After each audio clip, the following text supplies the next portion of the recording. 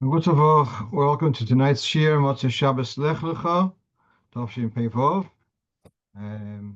We've got lots of interesting things here. Starting off with two items which were recently published from the Rebbe.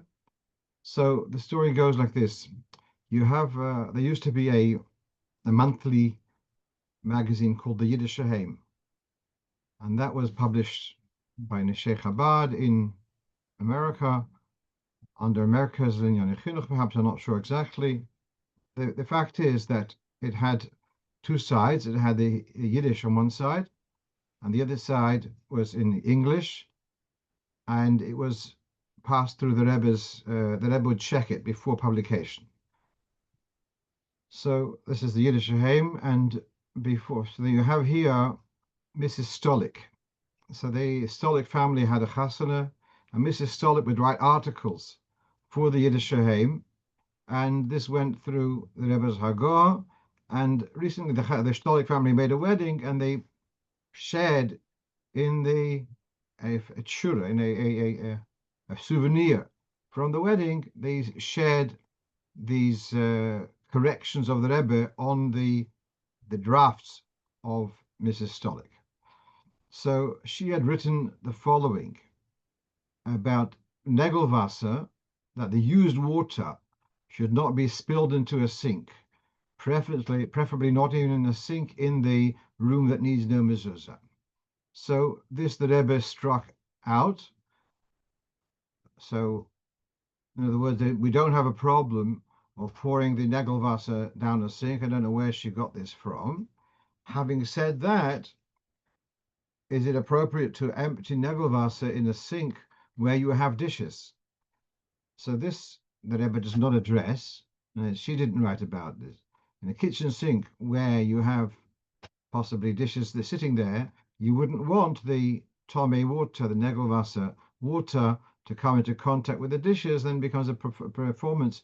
How do you get rid of the Ruach HaTumah which may have attached to the dishes?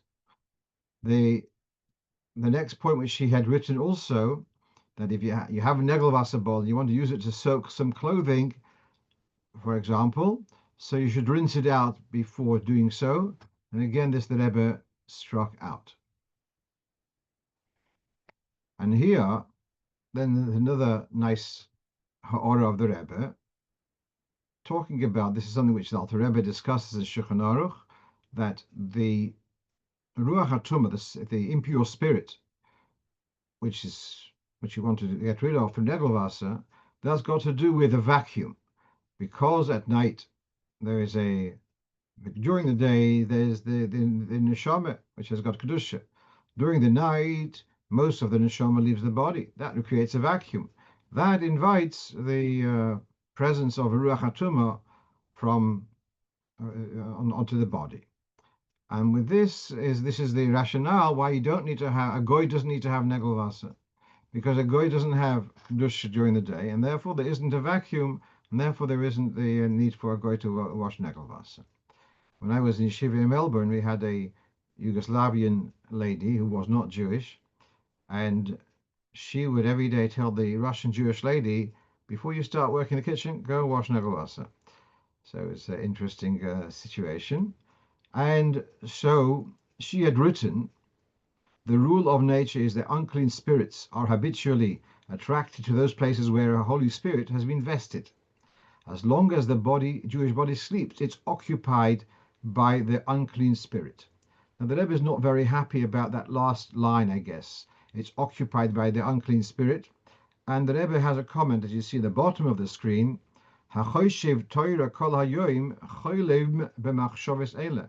if you think about Torah throughout the day, you will dream about Torah in your dreams. So how could you say that the body is occupied by the unclean spirit when you see that there can be and I think there's some of similar word in Hayom Yom, that if a person is occupied, his machshava is in kedusha, so those things will be reviewed in his dreams also. So the Rebbe not rejecting totally what's written, but the way it's presented, the Rebbe took exception to. The second point was, which I'm going to get to the next slide, food which is touched by any Jew that did not wash Negel Vasser should not be eaten. And sorry about this. And it has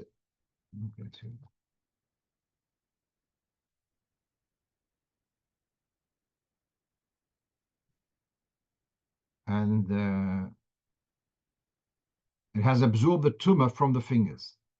On this, the Rebbe writes, Kamo mibnei Yisrael noy hagin kain.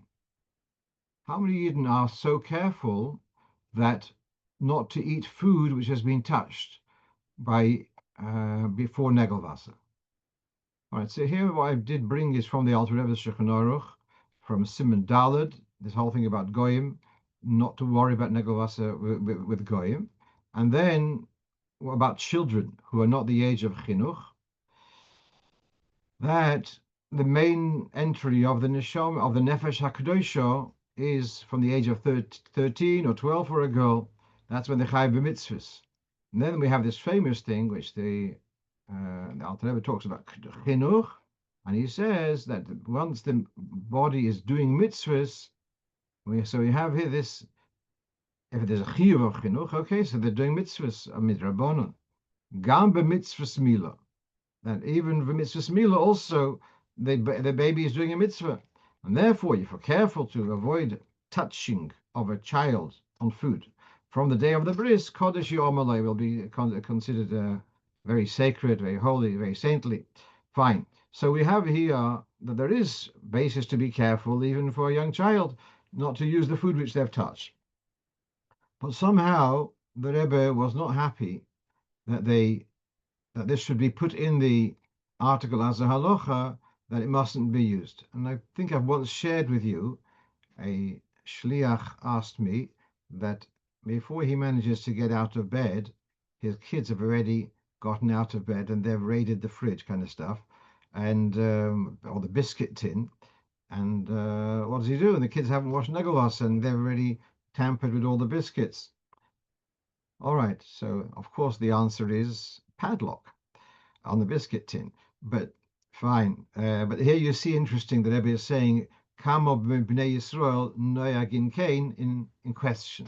So the Rebbe seems to be a bit of a dampener on the the stringency to take it that far. And although she did not differentiate whether a child or an adult, but the Rebbe didn't want this to be put in as a halacha, so to speak. So two things which I want to share with you, a behemshech to that. I may have shared this before.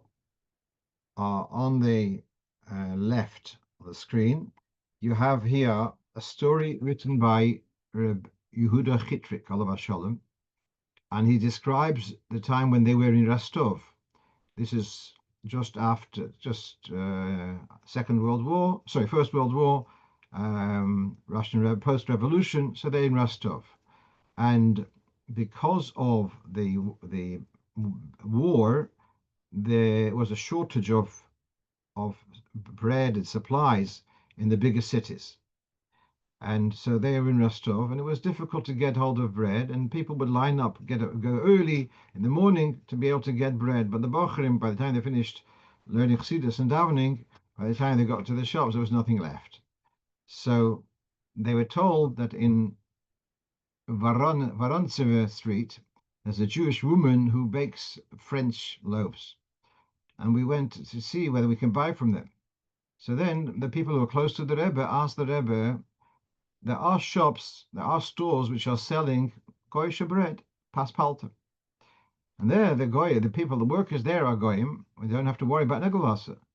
This Jewish woman in Vorontsov Street, there's Jewish workers, and they should be washing till Negel Vasser.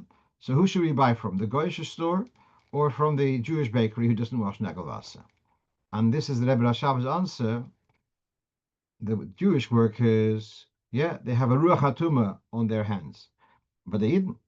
But the goyish workers, that is tuma be'atzmo. That was the Rebbe's answer. Very interesting. So the Rebbe And this kind of goes a little bit in line with that word of the Rebbe, which was how widespread is the Zahirus. So it seems to be a little bit, take it easy. On the other side, this is on the right of the screen. This is from the Kitzur Shulchan Aruch with Minhagi Chabad, and this is a quote from Reb Chaim Noah. Now, Reb Chaim Noah had the luxury of living in Eretz HaKodesh, and therefore getting food from Jewish suppliers and from suppliers was more accessible. So he writes, when you buy fruit, and it's likely that they have been touched by people who hadn't washed Negel Vasser, so you should wash the fruit 3 times over. So you go Machne Yehuda, whenever you buy some oranges, so wash from Negel Vasser. Okay, this is what Reb Chaim Noah writes. Bread is not usually so practical, so then you should be careful to buy bread from a bakery, which part of the hashgacha is that the workers do wash Negel Vasser. And then he says there are those who are careful not to buy any food from someone who's not careful with Negel Vasser. I can tell you, in the matzah bakeries, yes, that is a standard.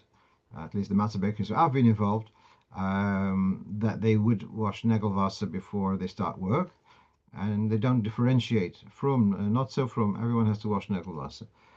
Fine, but so there is a zahirus there, but it's interesting that the Rebbe was not ready to take it to the extreme of publicizing that you're not allowed to buy the food which had been touched.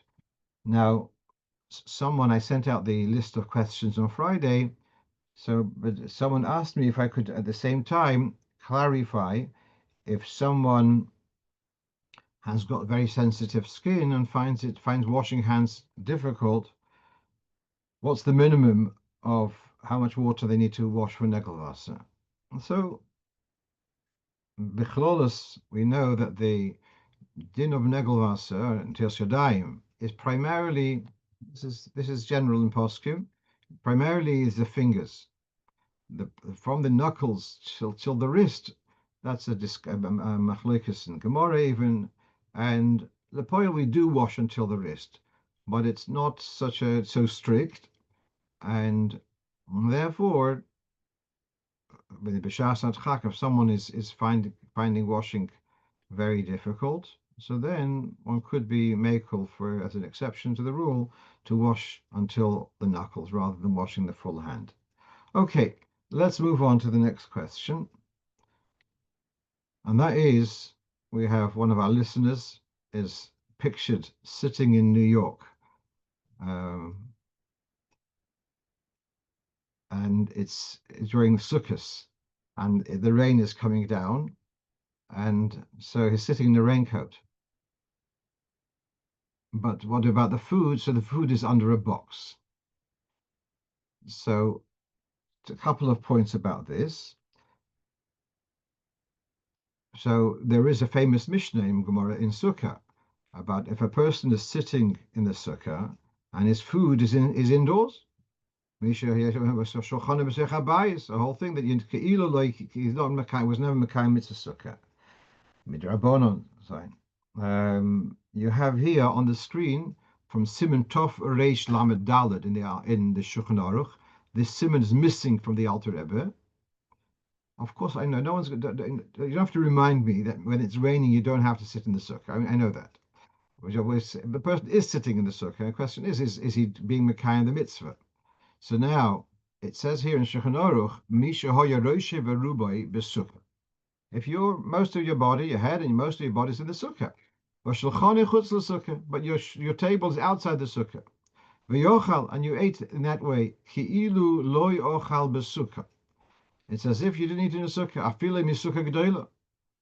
Even if the sukkah is very spacious, the fact that you're partaking of food outside the sukkah, that's not okay.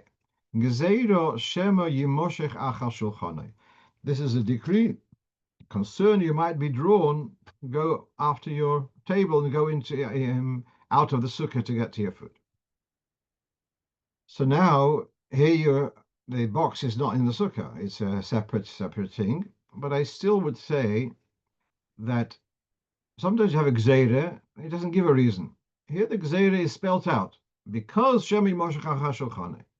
In this case, the box is not big enough for him to climb into the box, and therefore to say that Shema Yimoche Shulchanoi, that would be a shtigel chiddush to say that. Therefore, I would say you don't have to dismiss on these grounds. It would be Mekayim Mitzvah Sukkah. Now, the other question, which I think is more of a concern, are you allowed to do this? It's on Shabbos and Yom Tov during Sukkot. And Baruch Hashem, in this part of the world, we rarely have such heavy rain during Sukkot. But in New York, when it rains, it comes down heavy. Um, Curiously, possibly because of it, I don't know. But many people there don't bother making sukkah roofs, which is almost standard in this part of the world. All right. So now, is it okay to take a box from somewhere and put it on your table to use as a shelter? We once had, a few years ago, and during COVID, we had a discussion about taking an umbrella and using it. And if you have your umbrella open before Yom Tov or before Shabbos, could you take an open umbrella and put it up as a shelter? And as far as I remember, the answer was no.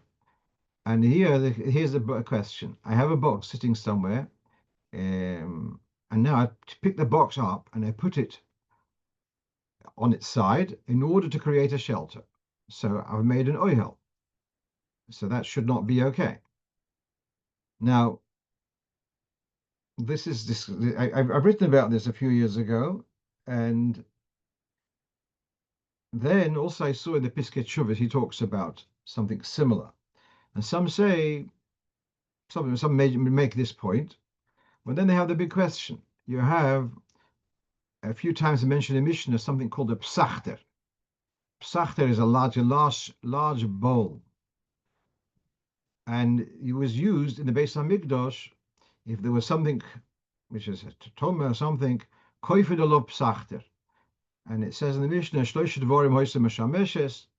So the psachter was a big dish on Yom Tov, Shabbos. You couldn't move the muksa stuff, so they would cover it with this bowl. And also, if you realize you have chometz in the house during Pesach and it's Shabbos, so the chometz is muksa. So it says you cover it over with a container with a psachter. Now, how big is this psachter? So Reb Chaim Noah actually goes into detail. It says that it contains 15 sa'ah. It's a very large container. And as a result, he works out that it's 35 centimeters high, whatever, something like that. Or it's 35 it's I don't remember exactly. But it's more than a tefach high. And therefore you have this question, well, how can you say you mustn't take keli and cover it over? It says the Mishnah, Kefin Lo Psachter. Before we get into the answer to this, do you know for cream cakes, see, some people have a dome to cover a cream cake.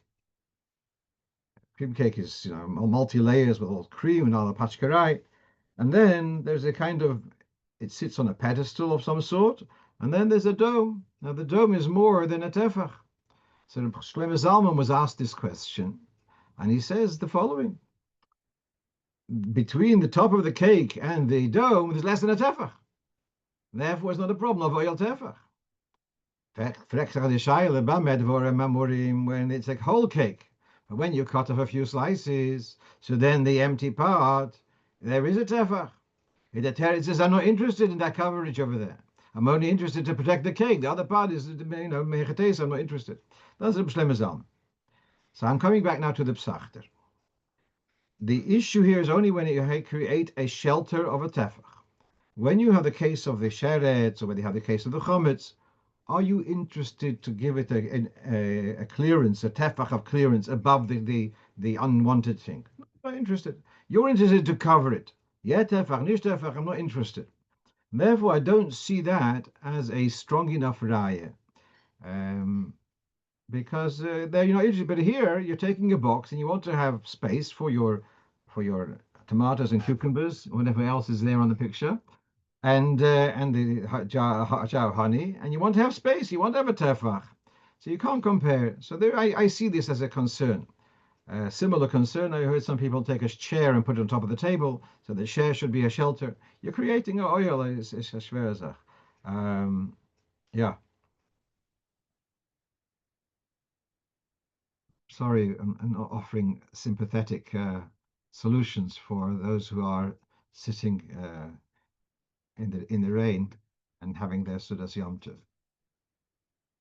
Yeah. Perhaps do like the astronauts do and eat out of tubes or something. Okay. As they say, it's very easy to sit in London and talk about it, but fine. Let's go further. So, someone asked the following question. If there is a din that a woman who's married should have her hair covered,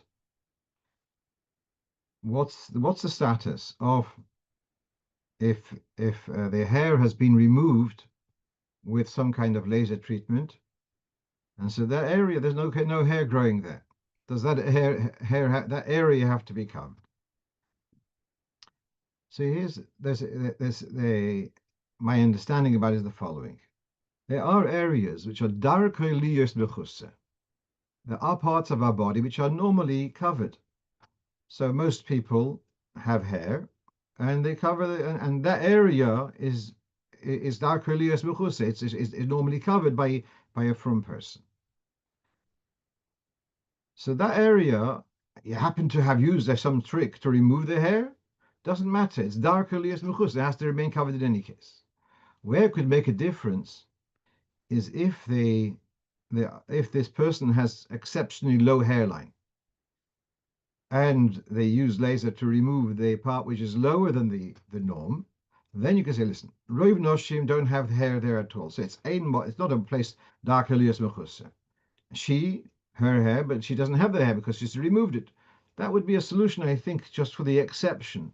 It wouldn't be a solution broadly. Now, the idea of there are women who are particular to cut their hair short, but that's the ikir is that it shouldn't stick out from the hair shouldn't come out of the tichel and should be visible if it's longer, but if it's cut short, so again, that area needs to be covered, and right. So the removal of the hair helps only when it's a not normal place for hair to grow.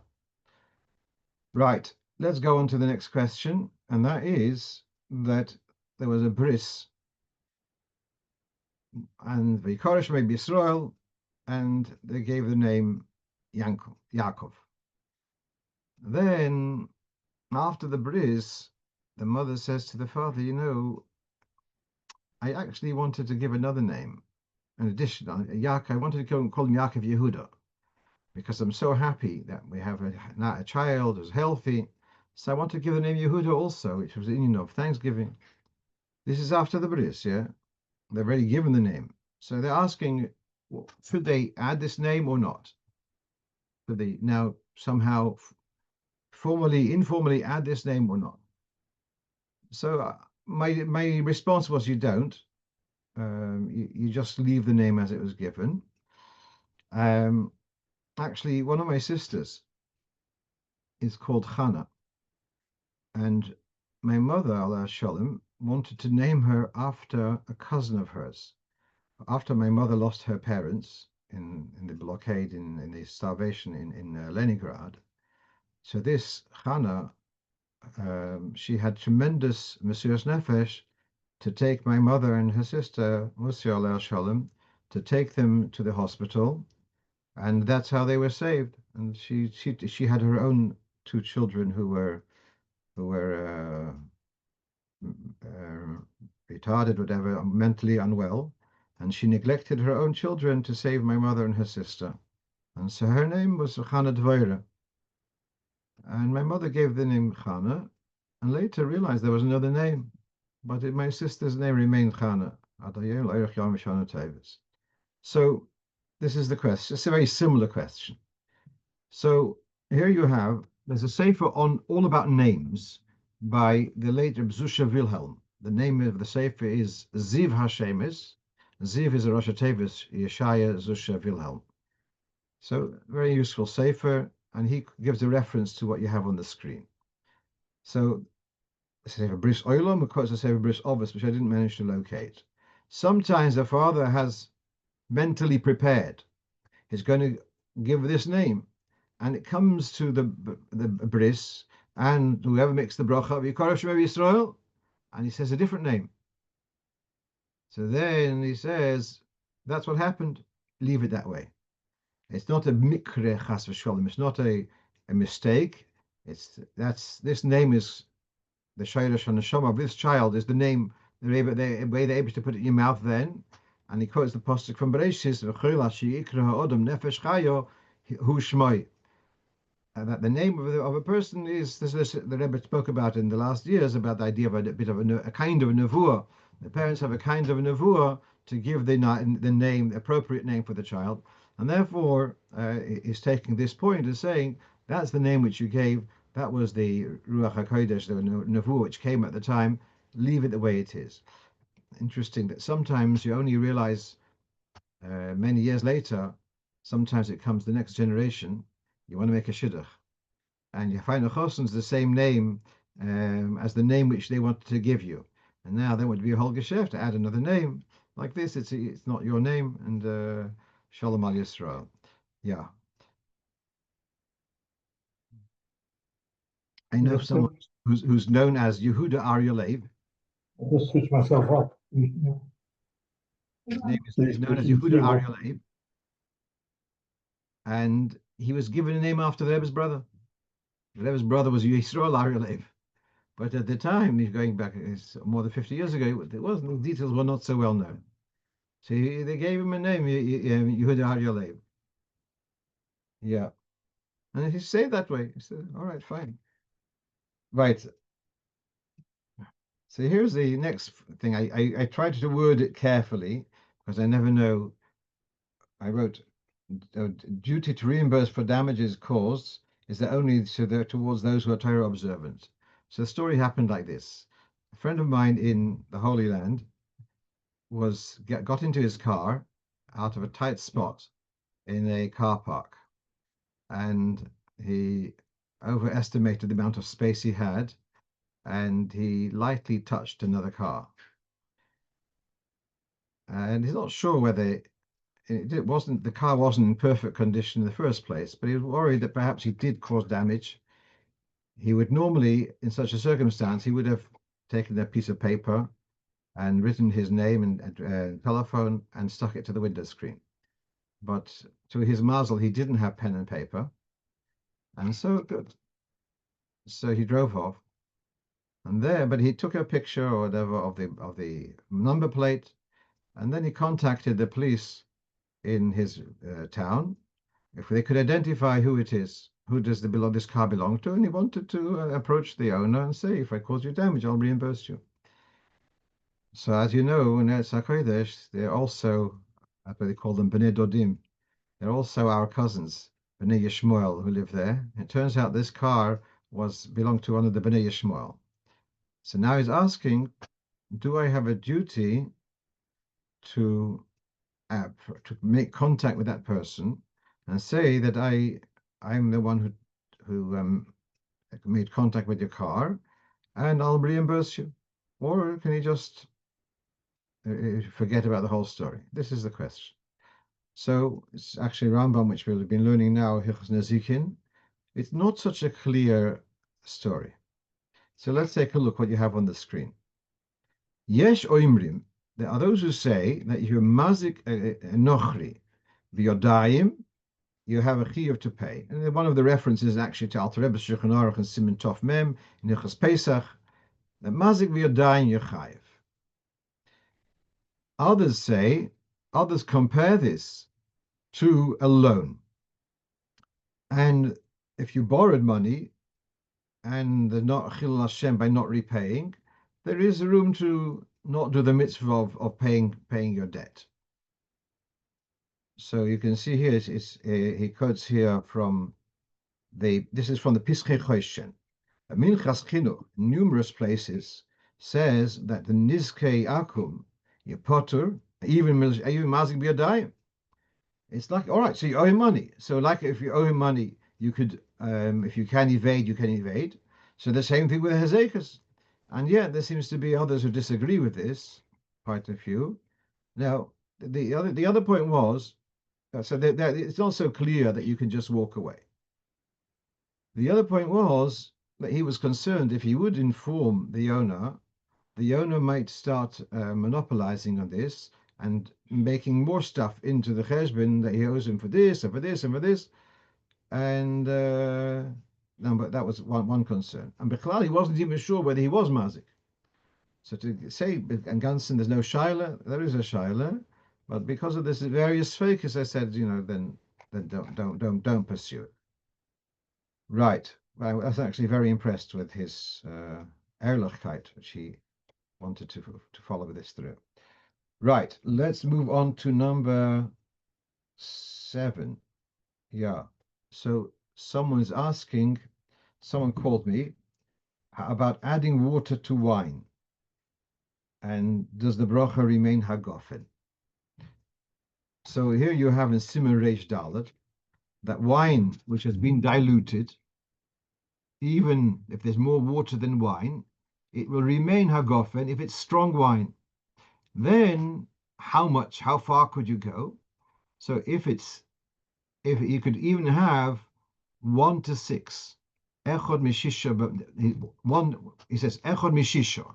Now echod mishisha is a bit ambiguous. Does it mean that the wine is 1 and there's 5 of water, or is it 1 and 6? So to spell that out clearly, so the Alter Rebbe continues. Sheyesh b'mayim v'ov pa'amim kamoisei. It's 1 again. There's 6 times water and 1 time wine, and he says once it's exceeded that, there's more than 6 to 1, then it loses the hagofen, even if it's strong wine, because then it's a bottle. So what we're seeing until then, depending on how strong it is. So you add a little bit of water to wine? So yes, so long as it remains a wine taste, yes, and it's still hagofen. If it tastes, not that it has a remote taste, it tastes like wine, no, then it's still okay. Now, there are those who say that wine producers add water to the wine. Now, Kedem deny that, as far as I remember. The French grape juice, which it says on the bottle 100% pure, means what it says, that they do not add water to the production. And the one who I spoke to on Friday or Thursday, also, he's actually a Rov who gives a hechsher on wine, and he says they don't add wine. So it doesn't seem to be standard practice at all of adding water in the wine production. I know someone might prove me wrong, but that seems to be, it's not so standard. So there is room to add a little bit if you need to, as long as it has a taste of wine. Now I'm curious here. This you have on the screen, the Piskei Tshuvos. He writes that the Pri Megadim is concerned about adding water to our wines, which are not so strong, and you shouldn't go more than roiv. But b'shas adchak, he says you can add 5 parts of water to 1 part of wine. Now, where did he get this from? Where does 5 against 1 come from? We've talked about 6 parts of water against 1 part of wine. That's written in the Gemara. He comes up with something 5 against 1, which he doesn't give a proper source. Now then, another practical thing about grape juice. So there are those who say grape juice is so weak you can't add anything. Others disagree, and they say so long as it tastes, you're allowed to add also with grape juice, and so long as it's roiv, pure grape juice. What's the difference? Everything else you can go according to roiv. Here also you can go according to roiv. V'chein abadabar. Indeed, if necessary, you can add a little bit of water, a minority of water, even to grape juice, and it's still considered by priagofen. Whilst we're already talking about this, about 1 to 6, I want to share the 1 to 6 ratio is very interesting. We have the Shabbos is 1 to 6 of the whole week, but you have in a couple of areas of halacha, when it comes to cheating, when you've overpriced or undercharged, So there's a shiur that up till 1/6 is can pass. If it's more than 1/6, then it can then you can claim that the sale is not a valid sale. It's bitul mekach. So you have there the ratio of 1 to 6. Then you have another totally different area, and I think we've discussed this before. If you make if you make if you make, let's say, um, biscuits, and it's combination of flour, and there's also coconut in the coconut, and there's other things, there's sugar. At what rate, when it comes to a shear of kazais, etc., how do you work out the shear? So there's a shear of kazais b'chdei achilas pras, and this comes in Hilchos Pesach. If you know, no one does it today, but it says it's discussed it in Hilchos Pesach. If you made a dough and one within a k'dei achilas pras, which is 3 eggs, there's a kazayis of wheat flour, let's say, and there's 3 egg measures of other material. So then the kazayis dominates, and the whole thing becomes hamotzi, and yotze mitzvahs matzah. So you have here the kazayis, which is 1/6, or one against 6. A presence of 1 against 6 controls, dominates.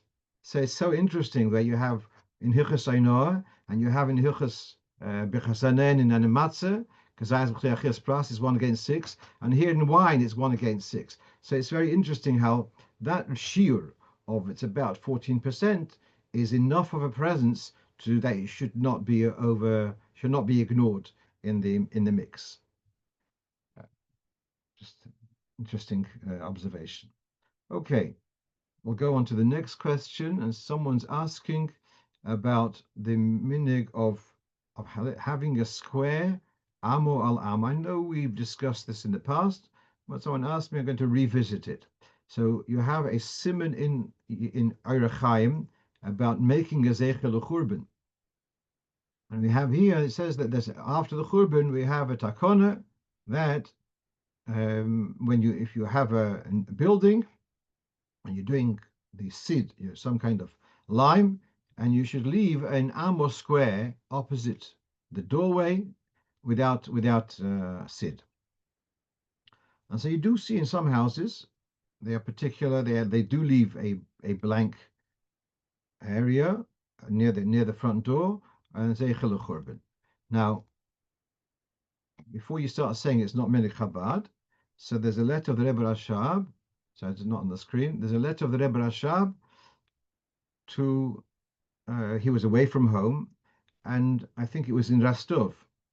He was in a place called Slavyansk, Tov Reish Ayin Ches, and there were builders in Rostov who were preparing the house for them to move back, and he tells them the contractor to leave. They should tell the contractor to leave a square amo, whatever, unpainted, whatever the words were exactly.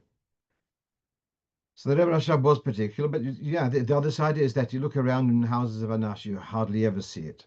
Now, it's not only Anash, it's also, you can see in the Mishnah Brura, and he writes, V'hine bizmaneinu lo nohagu l'shayer. So it's not so widespread, it's only mamash a mute to do so, and possibly that the din is only talking about sid. Now he says sid means, he used the word gips, or that gips is the thing which you make a cast from, alum, whatever it's called, which is that kind of material. That's where the takona is. But if you take paint or something, then it doesn't fall into the exact definition which is discussed at the Gemara, and that's another limud chus why people are not so particular. Right. Let's move on. So someone was here in London for the first days of Succos, and then he was Chalamoid, who was traveling with his family to the United States, and we're going to come back after Succos. So before he left, he dismantled his sukkah, and someone asked him, is it okay to dismantle a sukkah? So this is something which I have written in the Sivim Chelik Beis. So let's read what we have here. The schach of the sukkah. Now this is on the one hand, the schach of the sukkah. Even the walls have got a kedusha, which means that for the whole of sukkahs, you mustn't use them for anything else. So it's sacred. On the other hand, if you sometimes you build a sukkah just for, let's say, on a campus or in a park, and it's only for the day or for 2 days, and after that you don't have no need for it, and sometimes even more than that, you are obliged because of your agreement with the landowner that you have to take it away. So you are allowed to demolish the sukkah if necessary. The materials you mustn't use for anything else. You can use it for another sukkah. But the materials have got a kedusha sukkah till the end of sukkahs. So where did this come from? This is from Rav Gestetner in the Sefer Lahoros, in his Shuvas Lahoros Nosan. He says you would be allowed to undo a sukkah during sukkahs. Right. The question might be, is the dismantling of the sukkah involving a melocha, which therefore chalamoyed, you shouldn't be doing melocha unless it's a tzorech hamoyed. That is a separate discussion. Okay. I want to now, perhaps I'll finish a few minutes early, but here's the following. We had a lot of discussion last week about a sukkah, a talis which is worn out, or talis cotton worn out. What can you do with it? And are you allowed to just wrap it up and put it in the recycle? And I showed last week how there's a machlokas about this, and from the Alter Rebbe, it looks like you are able to do it, to wrap it up and dispose of it. I want to just share with you the following. Unfortunately, today I heard that Reb Shimon Hershler passed away. Reb Shimon Hershler was a Marbitz Torah here in London for the last few decades. He would give a Daf Hayomi shiur in the vision. It's a shul just up the road from Beis Lubavitch. It's, I don't know, 6 o'clock in the morning. He would have a big turnout there. This is going on for 20, 30 years or more. Now, when he was a bocher, he went into Yechidus, and he asked the Rebbe about the inyan of, it says that the Rebbe would quote so often that Amos that Hashem to ask Moshiach, Amos Haika Osimar, and he said,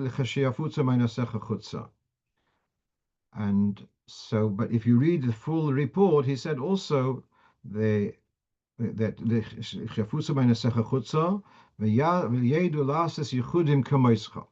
people will be, or something like that, they will be able to do yichudim like you do. So he asked the Rebbe, you're making halfas about the inyan Yafutza Menesecha Chutza, but what about the yichudim? People who knows how to do yichudim? And the Rebbe kind of said that yichudim, that's for those who know how to do yichudim, that's for up to them. So I don't remember exactly the thing, but then there was one line. Azevi, and Rabbi Hirschler would copy the Rebbe's accent. Azevi der Alter Rebbe is nicht mechalik, and mir echet nicht mechalik. Like the Alter Rebbe does not differentiate, we're also not differentiating. I'm saying this in the context of how you read this Seif in Shulchan Aruch. It's Alter Rebbe's Shulchan Aruch, but it's the same in the Mechaber in Rabbi Yosef Karo. He says that Talisas Shal Mitzvah, which have bol who have worn out.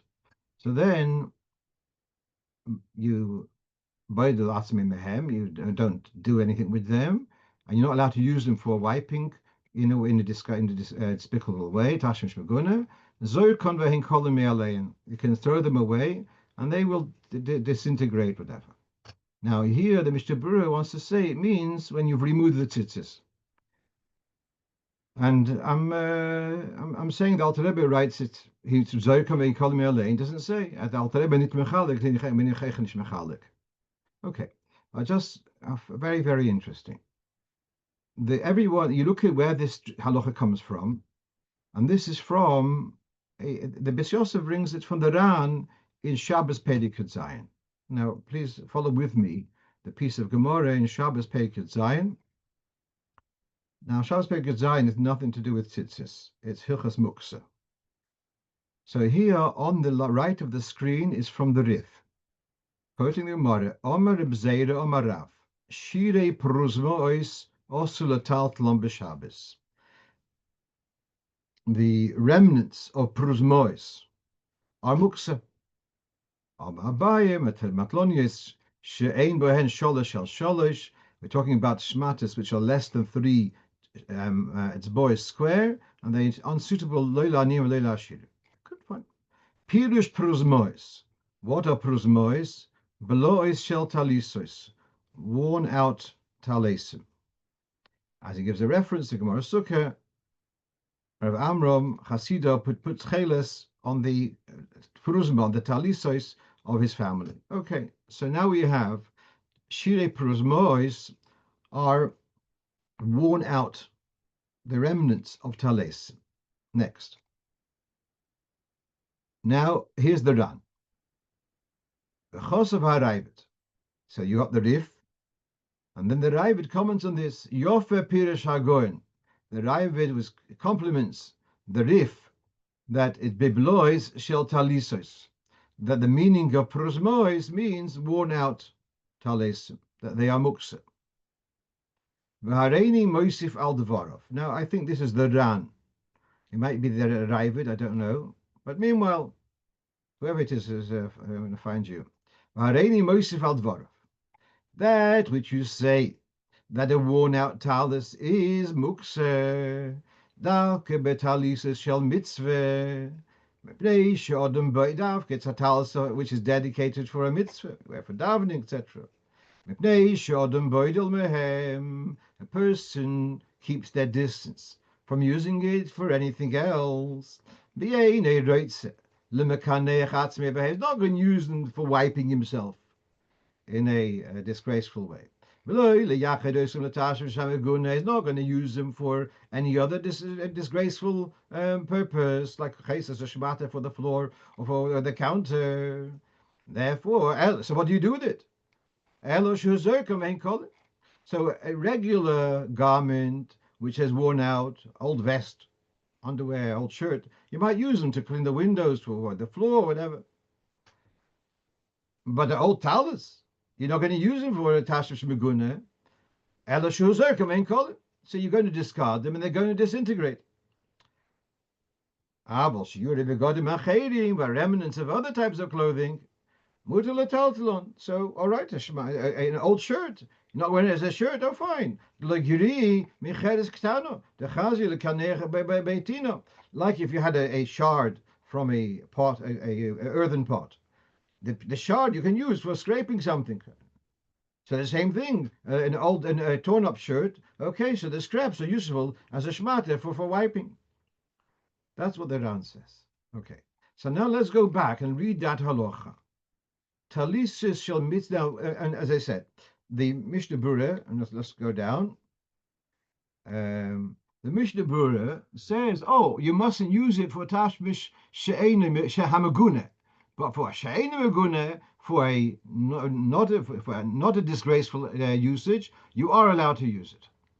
I'm sorry, that's not the pshat. Very simple. He's talking about the din in muksa. And the worn-out talus is muksa. Why? Because there's nothing to do with it. If you can use the worn-out talus for another use, for a tashmish, which is not nagune, so it's not muksa.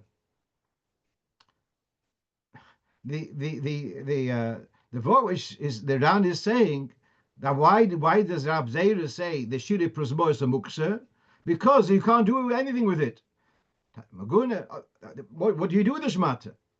No one's going to take a talus, which is bolu, and use it as a curtain. It's not suitable for that in any case.